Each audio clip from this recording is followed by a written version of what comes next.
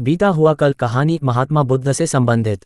बुद्ध भगवान एक गांव में उपदेश दे रहे थे।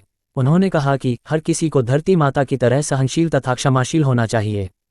क्रोध ऐसी आग है जिसमें क्रोध करने वाला दूसरों को जलाएगा तथा खुद भी जल जाएगा। सभा में सभी शांति से बुद्ध की वाणी सुन रहे थे, लेकिन वहां स्वभाव से ही अतिक्रोधी एक ऐसा व्यक्ति भी बैठा हुआ था जिसे ये सारी बातें बेतुकी लग रही थी। वह कुछ देर ये सब सुनता रहा, फिर अचानक ही आग बबूला होकर बोलने लगा, तुम पाखंडी हो।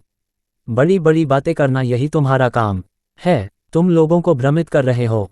तुम्हारी ये बातें आज के समय में कोई मायने नहीं रखती। ऐसे कई कटु वचनों सुनकर भी बुद्ध शांत रहे।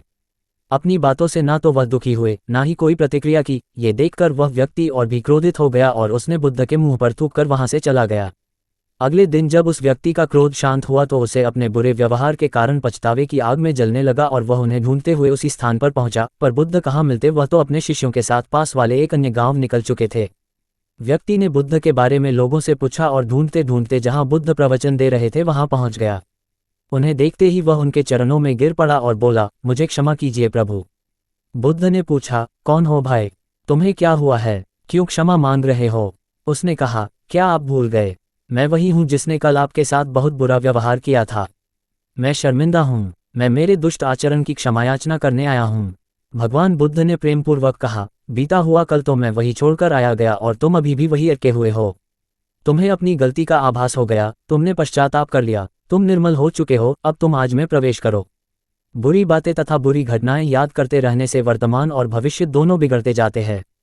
बीते हुए कल के कारण आज को मत बिगाड़ो। उस व्यक्ति का सारा बोझ उतर गया। उसने भगवान बुद्ध के चरणों में पड़कर क्रोध त्याग का तथा क्षमाशीलता का संकल्प लिया। बुद्ध ने उसके मस्तिष्क पर आशीष का हाथ रखा।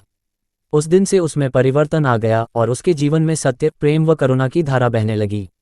मित्रों, बहुत बार हम भूत में की गई किसी गलती के बारे में सोचकर बार बार दुखी होते और खुद को कोसते हैं। हमें ऐसा कभी नहीं करना चाहिए। गलती का बोध हो जाने पर हमें उसे कभी ना दोहराने का संकल्प लेना चाहिए और एक नई ऊर्जा के साथ वर्तमान को सुदृढ़ बनाना चाहिए। सूचना सिर्फ मान्यताओं और जानकारियों पर आधारित है। यहाँ ये बताना जरूरी है कि यह मेरा वीडियो किसी भी तरह की मान्यता, जानकारी की पुष्टि नहीं करता है। किसी भी जानकारी या मान्यता को अमल में लाने से पहले संबंधित विशेषज्ञ से सलाह लें। धन्यवाद।